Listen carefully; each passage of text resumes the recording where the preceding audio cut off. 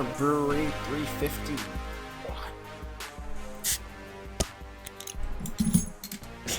Cracking a beer. That's how every episode should start. The sweet sounds of a beer being poured. And we'll do it live every week, because that's what I do.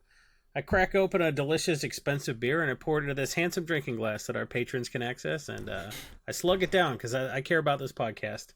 Welcome to Brainstorm Brewery. This is episode 351. That's good. That's how you get people. They're like, I'm going to skip as soon as the pitch for the Patreon starts. Nope. Jason in there, coming in right hot at the beginning. Anyways, I will integrate that pitch into any conversation. You think I can't disguise the Patreon pitch or something? You think he can't have that pitch with his child's pediatrician? You're dead wrong. My pick of the week is a $20 a month subscription, which is only $45 an episode. Anyways, everybody, welcome to Brainstorm Brewery. Welcome to Brainstorm Brewery. Welcome to Brainstorm Brewery. That is Corbin Hostler, Jason All, and I am Douglas Johnson, and we are Brainstorm Brewery. And we are proud this week to announce a lot of stuff. Announcements. Everyone's favorite part of middle school homeroom. Announcements. We should break up the announcements with a breaking bulk, or people are gonna. We should do that. All right. So everybody, if you're new here, and you might be, given our first announcement, we are a Magic lifestyle podcast. I believe we like to call ourselves. Now we're going to focus on the financial aspects of Magic, and before you start snoozing, we want to help you play the game for cheaper. Magic's a very expensive game, and we want everybody to be able to get the most out of their collection, the most out of their cards, and be able to play the most Magic and the kind of Magic that they want, and that's what we focus on here. We have a lot of fun, a lot of great segments, and this week, a lot of announcements. We toe the razor's edge of hardcore finance, Wall Street executive, and then also just talking about beer and diapers. So yeah, so we all run stores. I own an LGS in Oklahoma. Jason runs a case in Michigan. DJ runs a big TCG player store. I make content on the internet. I do coverage for Wizards. I'm the content manager for channelfireball.com. DJ, Jason, what do you guys do in Magic? Nothing really. Nothing, yeah. I'm a buyer on the GP circuit. You can find me at the 95 MTG booth. I buy Magic cards and then sell Magic cards in upstate New York. I'm a writer for MTG Price. I'm a writer for Cool Stuff Inc., where I invented the 75% EDH deck building theory. And I'm the content manager for EDH Rec, and I launched the EDH Recast podcast. Other than that, I'm here.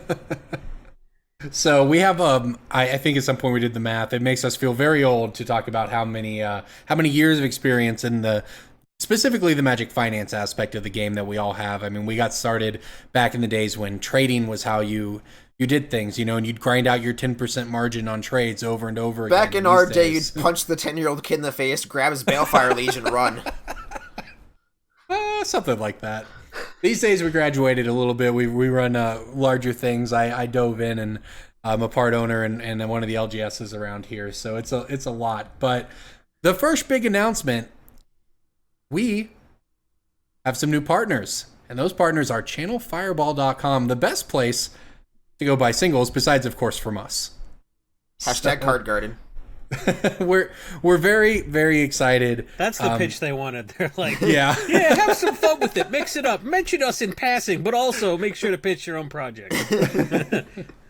No, we are incredibly excited. We've been doing this podcast for something like 7-8 years now. I mean, I honestly didn't even know what podcasts were when someone suggested that we start this. This whole thing came together basically by accident with some Cast Demetrius members who are no longer here. That's emeritus. It's an inside joke. I'm sorry. We have plenty of those.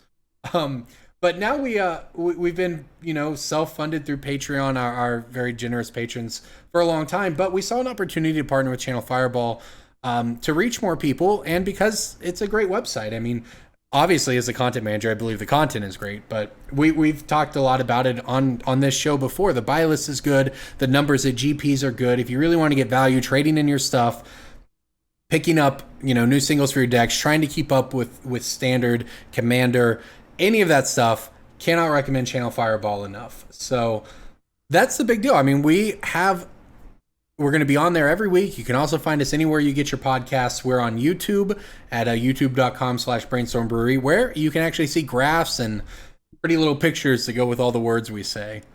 So that's the first big announcement. And the second one is one we've been teasing and talking about for a long time. It is the GP party. You mean the Magic Fest party? The Magic Fest party. Well, there are GPs. So Magic Fest Indy. It's the party within the GP, within the Magic Fest, within the city of Indianapolis. Within the weekend of... The Channel Fireball Magic Fest Indianapolis 2019 Grand Prix sub-event party. Electric Boogaloo. Sponsored by Brainstorm Brewery, sponsored by Channel Fireball. Modern Warfare 2 Black Ops. So yeah, so we September... should get sponsored by an energy drink, shouldn't we? Not like a reputable one that would deal with us, but like, what is the Squatty Potty of energy drinks? Yeah, the 99-cent energy drinks. Balls. Yeah, those who don't know, you can go look up the commercial we produce on our YouTube channel. We were legitimately sponsored by Squatty Potty. That is a real thing that we did as a joke, as a meme. But then they paid us money, and we advertised their product. And they gave us free Squatty Potties. So and we got free Squatty Potties. Yeah. It worked out great. So the party we are talking about at Magic Fest Indy is going to be September 7th, likely in the GP Hall. We're actually partnering with CFB Events for this, so you will be able to see details of this on the website, on the advertising for the event, and once we finalize the details entirely.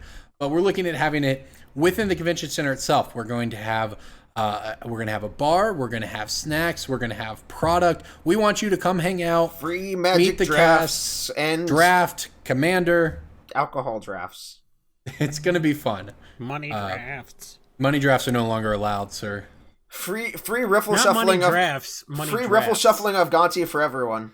Oh, bring gloves. Yeah, DJ's deck, his Gonti deck is fairly infamous, I believe is the right word, for being all HP / damaged cards. Sticky. / yeah. Everything's original set, though. Also, shout out to the Patreon member who is sending me a heavily played Toxic Deluge, because I complained about that card specifically a little while back, because that was the only card in the 100 cards that was not original set, and this person was digging through an HP collection, and they found me a Toxic Deluge, so thank you very much. This is how far we've fallen. Back in the day, we had Marcel on the podcast, one of the founding members, and he had something called Marcel Mint, where even near mint wasn't near mint enough. These days, DJ's like, oh, these Toxic Deluges are sleeve playable. I can't have that. You gotta ball on a budget when you're... Ball on a budget. Ball on a budget, except also right on your mana crypt. Yes. Yeah, well, all right. So we're going to start off this week, like we do most weeks, with one of our favorite segments. I don't even remember who came up with the name or where the idea came from, but it's actually one of the cooler things I think we do. So it's called Breaking Bulk. And again, remember I said we're not your evil, faceless speculators who want to tell you to go buy out this card on the reserve list and make a bunch of money by keeping people from being able to afford the game. We want to help you afford the game, and that means getting every dollar, every nickel if you picture of value. Your collection as a lemon. Go on. No, that's the end of that sentence. Oh, okay. They can figure the rest of the metaphor out if they're worthy of listening to this pod. Take your lemon collection. And have a lemon party. Oh, Jason.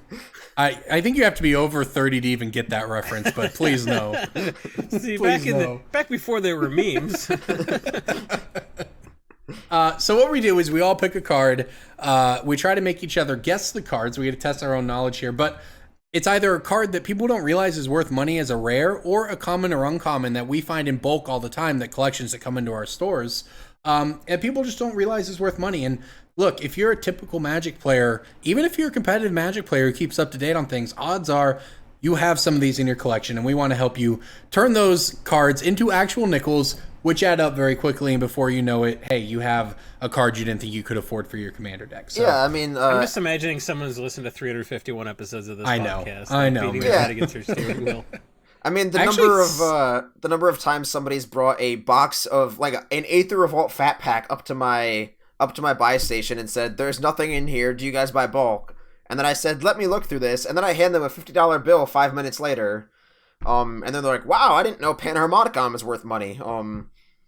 maybe not to that extent, but these are the kinds of cards we talk about where there's just a very, very large number of cards out there that you do not want to just have in your throwaway box. Breaking bulk time.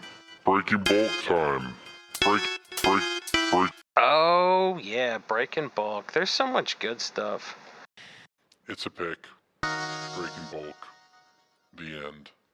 And an example of that is a Conspiracy 1 Blue Rare. Go. Conspiracy 1 Blue Rare has been reprinted. Was that the first time it was printed? Yes. No. Oh, yes? Yes. But it's been reprinted. Yes. It had to have been if it's a rare. Conspiracy 1 Blue Rare. Is it the... Nope. Oh, no, it has not been reprinted. I'm sorry. Oh, well, is it the Keeper of Keys? No. No, Conspiracy 1. That's Conspiracy 2. Oh, jeez. What's the... Man, I don't remember that set. It is a Conspiracy 1 Rare that was its first printing, and it has never been reprinted before, which probably makes sense as to why It sounds like I'm Googling, but really I'm looking up Conspiracy 1 so I can see what the set symbol looks like. All right, look, we've never actually promised that we've never said we're good at the game. It's better when we're bad. Oh, Conspiracy 1 was like the weird... Oh, okay. It's like a little... It's the Draft Matters cards. It's like a seal. Like a little stamp seal, like a ring seal. Yeah, okay. Yeah. So it's blue? Because there were like 5 blue cards. Is it Muzio? No, that guy's a mythic and he is expensive. Okay. Is it a draft card? Like a cube card? Those are. It is not a draft card. It is a commander card. That is where it sees the most play. And I don't know, man. So Plea this for card, power. Yep, that is it. Got there. So I was going to say that this card is basically a reprint of Concentrate, or it should be if you are playing with competent players. This is a 3 and a blue for a sorcery. Will of the Council, starting with you, each player votes for time or knowledge. If time gets more votes, you take an extra turn. If knowledge gets more votes, or if the vote is tied, you draw 3 cards. So realistically, this Time Walk is very, very, very, very, very good. And Ancestral Recall is okay, but not really at 4 mana. And so Plea for Power, if you're playing with a bunch of players who understand the value of taking a whole extra turn, most people will just vote for you to draw some cards. I believe this is worth more than $0 because sometimes people vote for time because drawing cards is scary, I guess. But I don't know. I've cast an Expropriate one time and everyone voted for time, and then I took 5 turns. Did you win? They conceded on the 4th extra turn. Oh, shocker. Yeah. But Plea for Power, do not leave it in your bulk bin. You can buy list it for roughly 50 cents to 75 cents. That is a lot of money compared to what this card could be worth if it's just chilling in your box. But yeah, I mean, Concentrate's okay. If you drafted Conspiracy back in the day and you just picked one of these because it was all right, it's worth more than $0. That's all I can tell you. But Will of the Council cards are good because they allow a conspirator to help you out, and they allow a player to make a mistake and help you out. And those are 2 things that don't happen when a card is played as printed. Yeah, I mean, it technically has more options than Concentrate, and sometimes you time walk people for $1. I mean, time warp is for $1. Time warp like stuff like expensive. Zender Split's Judgment and anything that you like is better than printed. It's never really worse than a card that was just like printed. Yep. Sometimes it draws you 3 cards for 4 mana. Sometimes you take an extra turn. All right, I've got one for you guys. I assume that at least Jason will get it, but a Kaladesh blue common.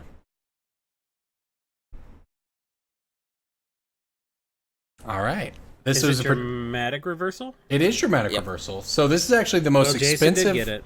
Yeah, it's the most expensive common in the set. It's actually the third tied, I suppose, whatever. It's the 3rd most expensive non-rare or mythic in the set. It's 50 cents. It's up there with Ceremonious Rejection and Blossoming Defense. But Dramatic Reversal is just 1 in a blue and an instant. Untap all non-land permanents you control. So you get 1 Paradox Engine. Yeah, 1. Exactly. It's a Paradox Engine. Scepter. You put it on Isochron Scepter.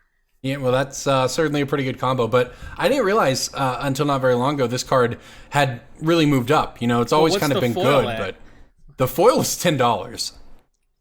I said that was too cheap at $1 in an episode or an article on MTG Price, and now I'm like, ooh, what else can I make happen? So my new pick is Foil Arcane Denial, which I think is too cheap. Yeah, those Masters 25. That's the one that Arcane Denial was in, right? Yeah. Yeah, those cards have got to move at some point on the foils. But yeah, Dramatic Reversal, 50-cent card. I mean, it's the kind of thing you sometimes get a quarter for, right? And if you look through your Kaladesh bulk, you drafted that set a few times, you probably have a handful of them from your 14th or 15th pick. And yeah, like we said, it all adds up. I mean, or even if you just went Masterpiece digging and then you have a bunch of yeah, that too. Kaladesh just trash laying around. Yeah. All right, Jason, what do you got? Is Legions cheating? No. Legions, huh? All right. Is it an instant or sorcery from Legions? Because that would be cheating. It's a blue Legions rare creature that is going to be relevant a little bit more this week, and you probably have in bulk rares. Does it's it one say of the morph on it? It's probably a morph card. I mean, it's the morph card that isn't Ixidor or Chrome Shell Crab or the other one. The one that you gain control of a creature when you hit them with it and then flip it up. It's the other. There are a lot of blue, terrible morph. It's all of it. Every blue morph card, I think, probably from Legions right now. You probably yank out a bulk because they're all gonna go up. Ixidor went from like $0 to $10. Yeah, on the Ixidor's basis of it not having been Onslaught. reprinted. Yeah. Was it So Onslaught? Yeah, what's Ixidor's the card Onslaught. from Legions you're talking about? I'm talking about Weaver of Lies, but it could easily be Chrome Shell Crab or the whatever other one. Weaver of Lies, huh? Yeah. What's it do? It's, when you flip it up for 5 mana, you turn any number of target creatures with morph other than Weaver of Lies face down. Ah, you're right. It's you can see looking at the graph here, it's already starting to move just a little bit. So that's one that you're right. It's probably going to go from bulk to $1 or $2. And it wasn't in At the least. deck, and yeah, it's just yank it out. I don't think it's good, but I don't think that any of the Faceless Menace deck is good. And I don't think anyone's going to play with Ixidor, so like I stay away from stuff like that because I'm not all that confident that Ixidor is going to do anything. So don't pay $10, sell them if you got them, but don't buy them. The deck seems bad, but like, hey, if the deck isn't bad, or if someone decides they want to build it because, whatever, Kadena or Rayami or Volrath appeal to you, maybe you'll want to Weaver Lies, who knows? So pick those out of bulk. I mean, speaking of that, let's talk about Commander 2019. Jason, of course, runs the content on EDH Rec, which is a great source for looking up decks and cards and getting new ideas. So what do we think about the theme and what we've seen so far from Commander 2019? Each one's based around a theme. It's morph, flashback, madness, and proliferate. Well, okay, there's going to be one stinker. There's always one stinker. And when there were 5 decks, it didn't hurt as much. Now that there's 4, I hope the Sultai... Okay, so it's Monday when we record this. We've only got one full deck spoiled. They're spoiling a deck a day. I hope the Sultai one's the stinker, because if there's a worse deck than this, it's pretty bad. I don't think this deck is that bad. DJ said he went through and added up all the stuff that he would buy list, and he got about $40 on just the $1 stuff. Yeah, I did napkin that's math. solid. I did napkin math just for every $1 reprint. Like Bajuka Bog, I pay $1 on. I'll pay $1 on that card forever. Soul Ring at 2, Thran Dynamo at 3, etc., etc. I ran all those numbers real quick, and I was like, I pay roughly $38, $39 buy list for all of these reprints, not counting any new cards. And not these decks, counting, yeah. These And decks are Thought roughly Sponge, like 45. Thought Sponge looks pretty good. Scroll of Fate looks pretty good. The new Legends look good. I feel like out of Commander 2018, the legendary creatures are actually soaking up a lot of the value. So what I did was I went and I looked up all the Commander 2018 deck lists, and I'm just going to go through those real quick so we know about what to expect. So, you can order this deck for $35, Faceless Menace. I'm sorry to everyone listening on Friday, you know the rest of the decks, but let's just use Faceless Menace as an example anyway, because, the rest of them are going to be pretty close. If you paid less than, $200 for this stuff, you're great. Like DJ said, he added up, just the $1 stuff, and he got, $39. You could buy this on Channel Fireball or most other sites right now for $34.99. That's not even including the legendary creatures where most of the value tends to hang out. So I kind of, even though I wouldn't ever like build this deck, I kind of think you're going to be fine if you pre-ordered. So if you didn't pre-order, maybe there's still time. So what happened in Commander 2018 is, there were 3 decks that people really liked and 1 deck that they really didn't. And it turns out that wasn't a real good predictor of price. The most expensive one is obvious probably to most people. It's Subjective Reality, which is the Amanatu, the Fate Shifter deck.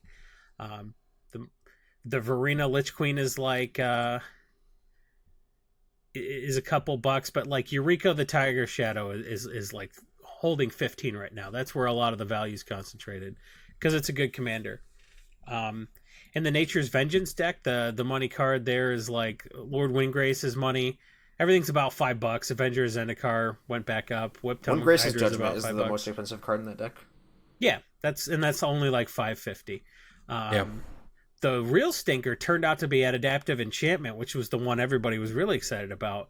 And it turns out that like the value is concentrated mainly in Erixmathes and Estrid's Invocation. And Bear Umbra. Which was something Bear Umbra, but it's slowly recovering. Bear Umbra's doing okay. That's about $4. It's well, and last year, other cards. Last year the big stink about Commander, and we had Gavin Verhey on this podcast to talk about it, was that I think it was last year that they raised the MSRP on the decks, and then they didn't put anything in there. There is no MSRP, but well, now there's not. They didn't have $5 worth of stuff to offset it, and that's why when I saw the Faceless Menace list, I didn't really see them doing much to try to push the value. They gave us a lot of really crap mythics in this deck. Death Mist Raptor, Hooded Hydra, Ixodron. Yeah, I mean, I'm fine with that, though. I'm fine with them spreading the value out, but the important thing is the value is here, and I think that is a complaint that they heard loud and clear last year that, and of course, Wizards doesn't acknowledge a secondary market. All of that is true, but it is also true that they're, turns out, pretty good when they release products, whether they're master sets or whatever, that the estimated value of a box turns out to be equal to the MSRP, at least on release date. Now, of course, there is no more MSRP. That doesn't technically matter here, blah, blah, blah. But the point is, they heard that people didn't feel like they were getting enough, and they addressed that in kind of the best way they could, which is to say, we hear you, and we'll do better. Without specifying, and I don't we'll make it more valuable. Well, I don't think they did. I think because if you look at the Commander 2018 deck lists, like they add up to like the Subjective Reality adds up to 80. Nature's Vengeance, which is the Lord Windgrace, adds up to 80. At the time of release, no, or now? Right now. Well, sure. Right now, Exquisite Invention adds up to 80 in paper, and that's if you count all like the random little 30-cent crap. But that's what we're doing for the new deck. I'm not. DJ's talking about everything that he pay $1 on, and I look, right, like Channel Fireball buy list on Bajuga Bog is $1. He's right that even with it being spoiled, those are still going to be there. I think that the feel bads for you are coming from the fact that a lot of the value is spread out over like 15 or 20 $1 cards instead of like one $20 card. Because like I like Darkwater Catacombs, Exotic Orchard, Sunken Hollow, Thespian Stage, Ash Barrens, Bajuka Bog, Command Tower. Yeah, Maya Coast is in there. There's a lot of like $2 cards. Tempter Discovery, people don't realize retails for $7. That's a real thing. Farseek's $1. Like all of these cards have just crept up to the point where they are actually like valuable. Seedborn Muse is a $10 reprint, even though it feels like a $3 reprint because Battle Dome was last year. Grim Horror Specs is $1. Like Ixodron was $4 before this like reprint recently. Vraska's a couple $. Like it's all just like it's missing something sexy, and I think what we kind of expressed to them last year is like these decks can take a $15 card, shrug off the reprint, and they didn't do that, and I think people are disappointed. But I also think if you pre-ordered, you're fine. If you spend less than $50 there's also 3 more decks that we haven't seen. Yeah. Yeah, there's a lot left. There's a lot left. If this is the worst one last year was the Lord Windgrace deck that is now has $80 worth of cards in it. Yeah. Because it's got a couple $5 cards, and then it's got a lot of $2 Sakura Tribe Elder, $4 Soul Ring, and like a lot of $1 stuff like Death Reap Ritual that like is just a pain to go add up yourself. Well, here's another thing to keep in mind with these is that this is a good time to bring this up. The Commander decks every year, they bring reprints, And sometimes they're expensive reprints and sometimes they're the smaller stuff, but they always recover. So if you've had your eye on any of the cards that are getting reprinted or whatever, right? You have to understand that these are going to get really cheap over the next couple months, and then people are going to forget about Commander 2019. We're going to hit rotation. Everyone's going to be talking about Throne of Eldraine and all their sweet new decks, and everyone's going to forget about this stuff. And then Temp with Discovery is going to be $7 again. That's how it happens. This is, I think back in the day when this or they're like, I just opened Endless Atlas in the deck. I threw it in the deck. I didn't realize it was $350 now. Right. So that's what this is it's an opportunity to get your cards kind of at a discount if you've been looking at any of them, or you think you might want to play any of them. And you don't have to buy the decks to do that. You can also go get the singles. But, it's a great way. Even if you just want to get a few upgrades for your decks, you can trade in your cards and pick up some new stuff with store credit. So now, only a lot of value was generated was when it was in a universe where everybody loved chocolate ice cream and you could only buy Neapolitan. Which is what happened with the Traxa.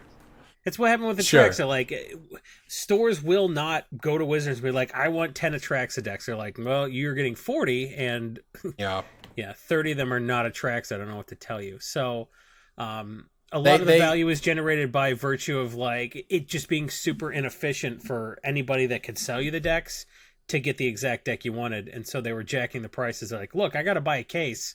These other 3 decks are going to sit. How about $75 on this Atraxa deck? And people were still paying that. Yeah. So I think they're doing a better job of spreading the value out and making like really good cards in every deck. Because if you look, there was no like one legendary creature that was just like, well, this is what everybody built. The stuff was a little bit spread out over the 4 decks. Like, as much as there's not a ton of value in the adaptive enchantment deck with Estrid the Masked at the helm, like, a lot of people want to buy that stupid Erixmathes for some reason. Even if it's not the main Planeswalker, people are still playing legendary creatures out of those decks and building the decks, but it's more spread out. And I got a feeling this year it's going to be spread out too. There's not going to be like one card that is like the only deck that gets built. I think Kurik, Son of Yawgmoth, will probably get a little overbuilt, but I think people are seeing enough in the across the decks. Like Savine the Chronoclasm looks awesome. Kadena Slinking Sorcerer looks awesome. Angie Falconwrath looks awesome. I think enough decks are going to get built that there's going to be no Atraxa situation, and there's not going to be a True Name Nemesis situation where like it's not even Commander players popping those decks. It's Legacy players looking for the Scavenging Ooze or True Name Nemesis. I don't think that's going to happen either. So I kind of think everything is just going to talk about all that with only. Well, I think with a good job they didn't. As much as people bitched about Commander 2018, I think they did a good job spreading the value out, and that's what makes it look disappointing this year, because every card in the deck's $2. But like, I think you'll appreciate that later when you've got $95 worth of stuff in the deck you paid $40 for. Yeah. All right, so let's get back to everyone's favorite part of the episode, announcement time. So we've announced the party, we've announced the CFB partnership, and now we have some more updates we're rolling out. Let's start with Patreon. DJ, you are the one who probably has this the most memorized. We can't give it to Jason; he'll definitely get it wrong. So I'll let you take this one. What are the big changes? I've been drinking, or because I don't care, or is it both? All of the above, I would say. Cool. Cheers. So a couple weeks ago, you noticed we realized that our Patreon, we're lucky. We've been successful. We feel like we're giving people a lot of value, and we didn't want it to be about money. So we changed our goals from being about money totals to being about patron totals. So right now we're at about 440, 450.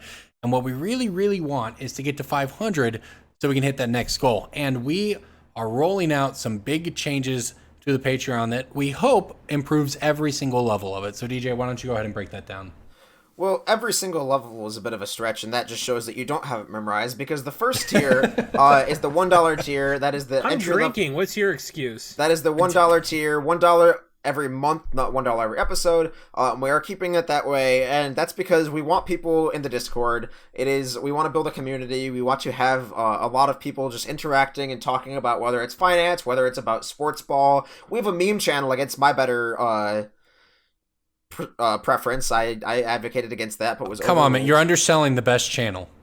And then there's the politics channel, which Corbin will happily spend 18 hours in talking about. We're kind of like 4chan. The politics channel is the worst. But there's a lot of good stuff in there. There's a Magic Finance channel. There's a podcast feedback channel where you can directly submit your opinions and thoughts on the podcast. And all of us do read those and go over them. So that's the $1 level, and it's not changing at all. The $5 level is next up. We felt that we could add a little bit more value to that was financially relevant and a little bit less one-time shipments. So we are currently moving the tokens over to the Brainstorm Brewery store until further notice. So if you still like them, if you still like tokens, you can still purchase them at the Brainstorm Brewery store. And we wanted to add something to replace those tokens. So we came up with an idea for a MTG Finance Google Calendar. And for those of you who are integrated into the Google system or Google network or whatever you want to call it, the Google ecosystem is the better word. The Google Spy Network, because apparently Google's file on you is 10 times bigger than the file Facebook has on you. So wait, is that true? Because Facebook has everything. Yeah, well, Facebook has everything, but they don't have your physical location that you were logged into a Google account with a phone. Wait, so Google owns YouTube. That, man, I don't even remember what it was the other day, but I was just talking about something really random, and then the next, that night I was getting YouTube ads. Oh yeah, Emily and I were having a joking argument, like something, I'll divorce you, and then 5 minutes later I get a recommendation for a divorce lawyer. It's like, all right, bring it on. I love the targeted advertising. Yeah, so hey, if Google is going to know everything about you, and that's why I do my X-rated searches on Bing. Oh yeah, good. That's why. This podcast is brought to you by Bing. Do your X-rated searches on Bing. Was there any more to that? Was that it? Just plugging Bing? Yeah. No, but why not have Google know one more thing about you? Okay, so that screeching noise you hear is me turning the wheel and getting this back on track.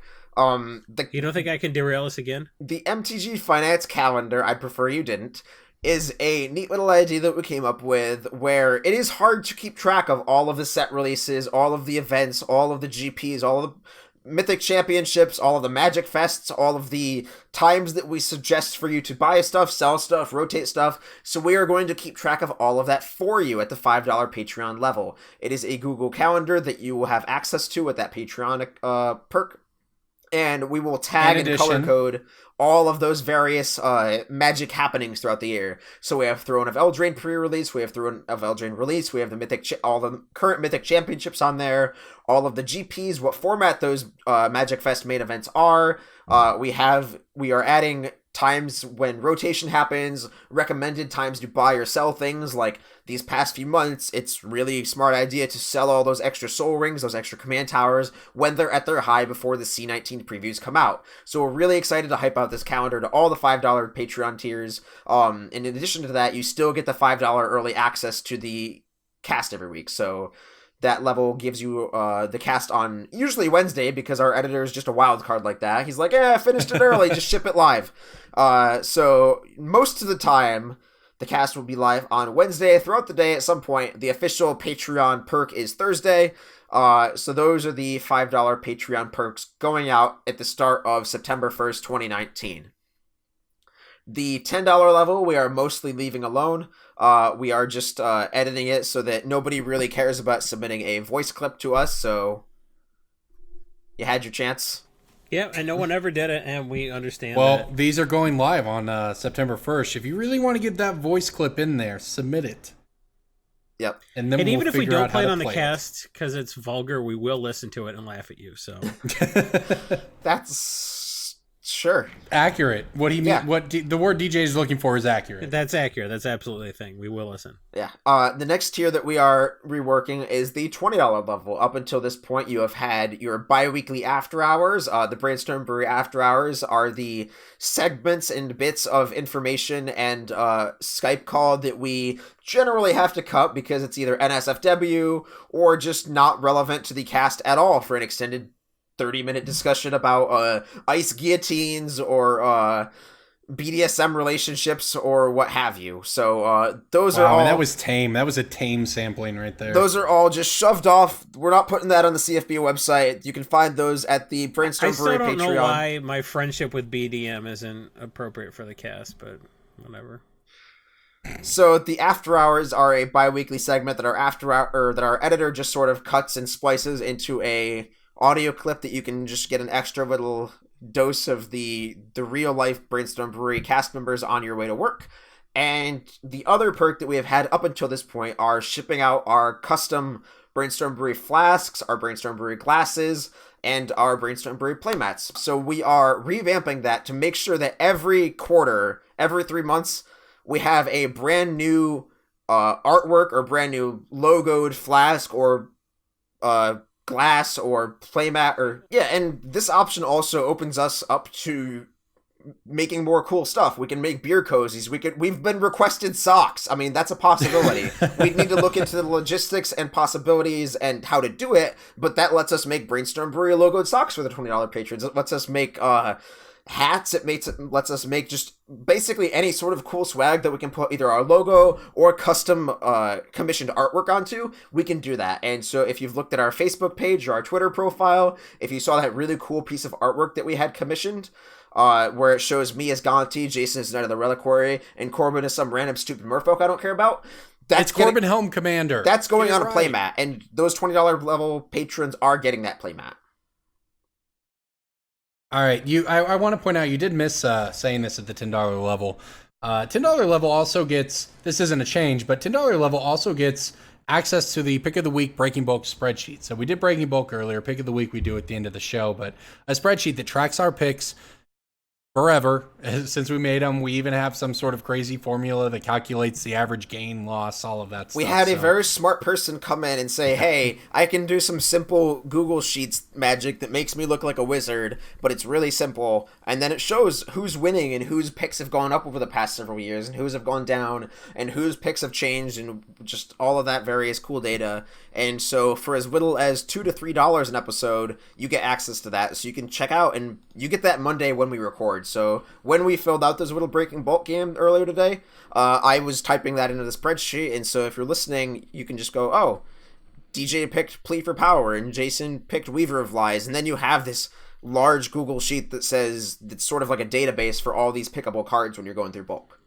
I don't think having our picks of the week a few days before everybody else is worth $1 million, but I think it's worth a couple of dollars. And if you can't, honestly, if you're trying even a little bit and you can't make $10 in a 1 month period with having advanced knowledge, I don't know. I think if you try, you'll make a lot of money and you'll be like, wow, $10 is cheap compared to what this cast made me.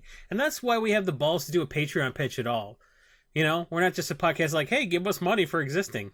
We feel like we make you money, and if you'd like to pay some of that back so we could get DJ a decent mic finally, that's the thing we could do. All right, so the big change is coming at the $40 level. So for months, years at this point, I don't know. We've had people say, I've been waiting to get to the $40 tier forever, but it's been locked off. It's sold out. Yes. Yeah, so we've had it, we capped it, and we're going to make a change that allows us to uncap it. Well, so the backstory to this is that when we initially created this Patreon page, none of us had any idea, like, $40 a month, that is absurd, nobody's going to pay that, and then people paid it, but we had it capped because the perk for that was a guest spot on the cast every X episodes, and logistically, unless we end up casting every day, we only have so many guest slots for patrons unless we start cutting other guests. And we don't want to cut other guests because we've had guests like Gavin Verhey. We've had guests from other various cool podcasts. Forsyth. We've had Jimmy and Josh from Command Zone. We've had a lot of people on the cast, and we don't want to cut any of them, but we also want to open up that $40 tier so that anybody can go on. And the most cool thing we could think of that still provided that interactive podcast experience and letting you hang out with us is that we are scheduling a monthly game night, a Brainstorm Brewery game night, and all of those $40 patrons can join in on that game night and decide our fate, I suppose is the best way to put it. You can pick which game we play. If it's some awful piece of garbage that you made, we'll play it. If it's so bad it's good, like the room of games, then sure. And then you'll also, those $40 patrons will get selected to game with us if there's enough slots in said game. I mean, if you want to listen to us play Mario Party for 3 hours and threaten to slit each other's throats, that's the perk for you. Yeah, we're just trying to, we wanted to be able to include as many people as possible. So the idea is we're gonna, you know, we all, Jason and I have kids. DJ has a cat.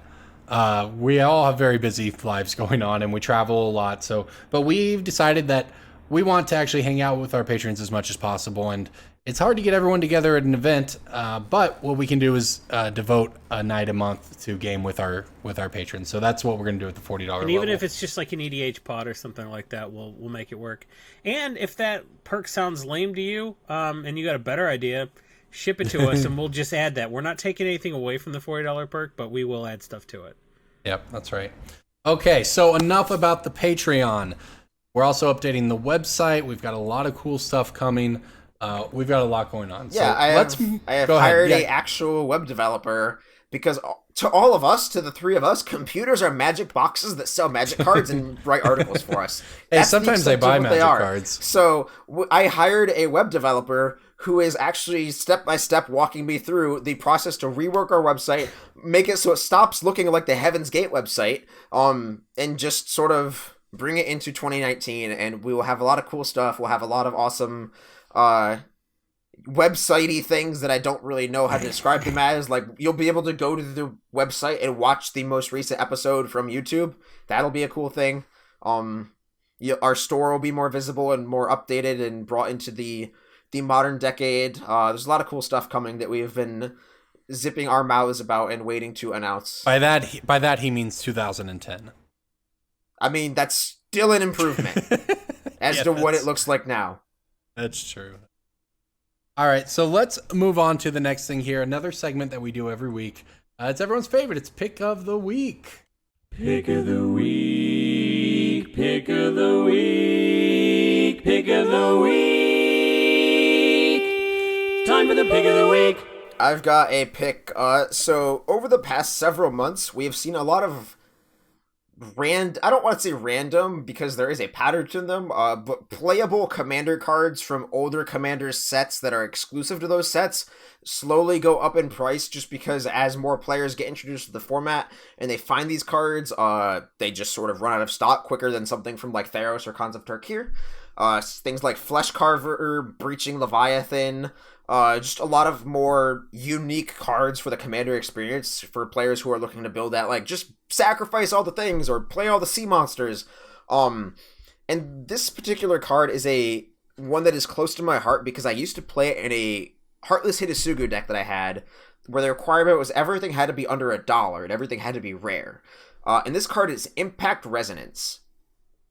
This is a 2 I don't mana... even know what that does. Good pick. It's a 2 mana red instant. And I will read the card because it's hard to accurately describe what it does otherwise. Impact Resonance... What's harder, imagining what the card does or imagining this card ever going up in price? Well, It's already worth money, yeah. It deals X damage divided as you choose among any number of target creatures, where X is the greatest amount of damage dealt by a source to a permanent or player this turn. So what that means is, once something hits something else or someone, that is how much damage this does as a sort of one-sided wrath. So if somebody attacks with their 10/10 Trampler and somebody blocks with their a bunch of stuff, this is a 2 mana instant, deal 10 damage divided as you choose among any number of creatures. If somebody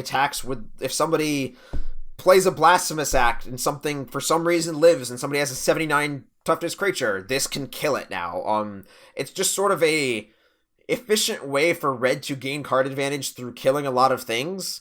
And I've never really seen anybody play it. It's just a 1 in a red, often it's just kill everyone else's stuff. And I think this could be a card that players just happen to find through their slow, casual, non-competitive avenues, and then the supply slowly dries up, and then it's $3 or $4. I think it's on the move right now. It's actually more expensive on TCG Player than it is on Card Kingdom for some reason, and I think Feather has a lot to do with that. Feather's like the number 2 deck playing this. Heartless Hedetsuga is number 1, Feather's number 2, and Kazarov, Send Your Pureblood, which is a deck I'm pretty sure no one's playing. 53 decks in the whole EDH Rec database. Like Firesong and Sunspeaker, a few random lunatics are playing this, Naheb, Perforos, but like for the most part, Hidetsugu and Feather. And I think the fact that Feather is so ubiquitous right now, until like a month from now when everyone gets sick of it, that could be why people are paying a little bit of attention, and why Card Kingdom hasn't quite sold out, but the price is like nearly double on TCG Player as it is on Card Kingdom. And yeah, so I mean, that's something I take note of. I like that EDH Rec displays both those prices side by side, because anytime Card Kingdom's cheaper than TCG Player, you gotta wonder what's going on there. Yeah, I mean, I actually didn't even realize that it was almost $3 already. I thought it was still like $1 or so, because one of the things you can get 8 $1 copies on Card Kingdom right now. Wow, that is actually crazy cheap. 80 Underpriced, cents. Steven. Yep. All right, I'll jump in here. So my pick back when Battlebond came out of the things that would hold value or rebound the fastest was the cycle of lands, and that worked out pretty well. But here's what I want to talk about today. Morphic Pool is $15 almost, $14. Sea of Cloud, that's the blue-black one. Sea of Clouds, the blue-white one, $12. Luxury Suite, the black-red one, $10 to $11. Spire Garden is $6.50. I have a theory Even about Bountiful that one. Promenade. I have a theory about that expensive. one, that it's because green is the least likely color to need that Correct. many dual lands. Yeah, I agree. But the fact is, I mean, it's not even half the price of the top one right now, and we're seeing a lot of the Battlebond stuff creep up anyways. So yeah, I mean, Spire Garden is by far the cheapest right now, and I think there are good reasons for that. But Bountiful Promenade is $9, so you know, and that's the green-white one. So at the very least, it should be not too far off from that. So I don't know how long this will take. I know we'll eventually get the rest of the cycle at some point, but we are about to have a new round of Commander decks come out. People are going to buy them. A month or two after that, they're going to start upgrading them. And that means things like getting their lands, and they're going to start looking at these Battlebond lands. And I like Spire Garden under $6 right now. Well, I think a lot of stuff from that set's due to pop, because like it's been a year and like the prices are sort of stable. But like, don't you think Bramble Sovereign's going to go up when we got a deck that's going to be populating a lot? Yeah. So I think anytime there's like some new stuff that comes along and gets printed and makes that stuff relevant. Yeah, for what it's worth, Spire Garden out of stock at Channel Fireball. So definitely some people are already on that one. So if you can find it elsewhere, who knows? It's going to be, if you can trade for it, it seems like at least a pretty decent one to pick up. And if nothing else, if you like these lands, I mean, they're not going to, they certainly don't appear to be in this year's Commander set. And that means a reprint on these is going to take a while. So I don't think get they in, grab print them them now. outside like a Battlebond type deal. These seem a little good for Commander, because apparently they don't think they can put a card worth more than $9. Well, that's in the deck. and that's the thing is, especially we've talked about this before. Some cards eventually price themselves out of getting reprinted because there's only so many places you can reprint a $40 card without destroying the value of everything else and the product that you're selling. They end up having to awkwardly jam it in a Masters set, because right. You know, the green-black EDH deck was the perfect place to put Phyrexian Altar, and they didn't, and then they had to end up jamming it in a Masters set real awkward. Right. So yeah, so these lands, if Spire Garden at $6 is super reasonable right now, but you're going to do Spire Garden without doing Morphic Pool, which is $15. That it really starts to get complicated, especially if the cards continue to creep up. So given the special clause to Spire Garden and this entire cycle, and the fact that the cycle hasn't been completed, which means they're probably going to complete the cycle before they reprint half of it. I think it's going to be a long time. 15 years to reprint to finish the Talisman cycle. Yeah. Ask me how I know. That was our preview. Our preview card. All right, Jason, what do you got? Well, on the basis of which I assume is Klingon, son of Yawgmoth, because Yawgmoth is like, it's not a great name, but it's like there are no apostrophes in Yawgmoth. Sure thing, man. Yeah, totally. So anyway, son of Yawgmoth seems pretty exciting. I like it. It's got 3 Phyrexian mana in its casting cost. I'm listening. And for each black in a cost, you can pay 2 life rather than pay that mana. That's amazing. DJ's probably going to jam this right in his Selenia deck just so we can lose all the life possible. People are already brewing with this on EDH Rec. We already have deck lists, and a card that I've been real hype on, and I buy these every time I see them in a shop for $2 or $3, and which is like, making a showing in this deck. Hey, let's play Breaking Pick of the Week. Can you guys guess? It's an artifact from Visions. 2 mana. 2 mana artifact from Visions. Mind Stone. Helm of Awakening. Ah, okay. Helm of Awakening says all spells cost 1 generic less to play. So people have a tendency to shy away from this because it makes your opponent's spells cheaper. But it also makes your spells cheaper. And, this card's about $4. This is not super reprintable. I think this is a $6, $7 card here pretty soon. It's just been creeping up. I really like it. And I think if people are building this Kuruk Son of Yawgmoth deck, I can't believe they reprinted Phyrexian Mana. It's Aetherflux Reservoir combo, basically. It's a Necropotence combo deck. Like, I don't know if you're gonna put 1/1 counters on Kuruk and swing with him to get life back, or if you're just gonna do crap like Exquisite Blood. I don't know what you're gonna do with this deck, but a lot of people are brewing, and I think any way you can make your spells cheaper. Jet Medallion.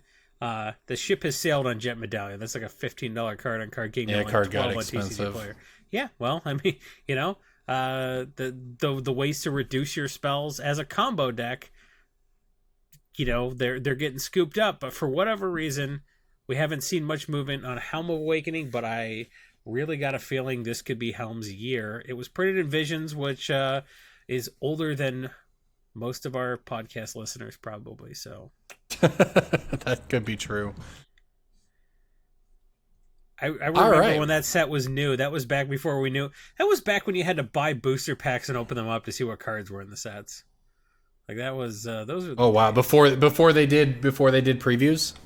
Back in my day, artifacts from Brown. No, back in my day, previews were a guy named Rancor Elf on Magic Forum. Yeah, leaking all Rancor the cards Elf. and then them trying to sue him. So. Oh my god! So a month or two ago, I bought a complete IE set from a guy. And I got into talking with him, and he said, "Yeah, I bought that for $20 at a flea market." And obviously I paid him significantly more than that, so he did pretty well on it. But he was like, "Yeah, the reason I bought it was because I didn't know what all the cards in beta were, and there was no way to know." He's like, "Oh, so these aren't tournament legal?" And the guy's like, "Yeah, they have square corners." No, and he's like, "Oh, but can I look at them?" Yes, you could, sure, whatever, man. And so he bought a full ice set and just looked through it. He's like, "Oh, I didn't know what Jade Leech did or whatever. I don't know, but that's how he learned." Jade Leech? That was from Visions. Whatever, man. I made up an old card. You think Invasion is old? Get out of here. You're old, and so's Invasion. You have Invasion 2 kids. Was you are by far the oldest. Right? That's not old. You have 2 children. You are by far the oldest. Jason, that was 20 years ago. 1999 was 10 years ago. Yeah, it sure was, man. Oh no. Oh no. But if it was 20 years ago, that means I'm older than 20. Oh no. I tried to have my 29th birthday a couple times, but in the end, all that happened is I turned 31 and got sick. No one believes that you're under 30, but as soon as you turn 30, your body breaks down.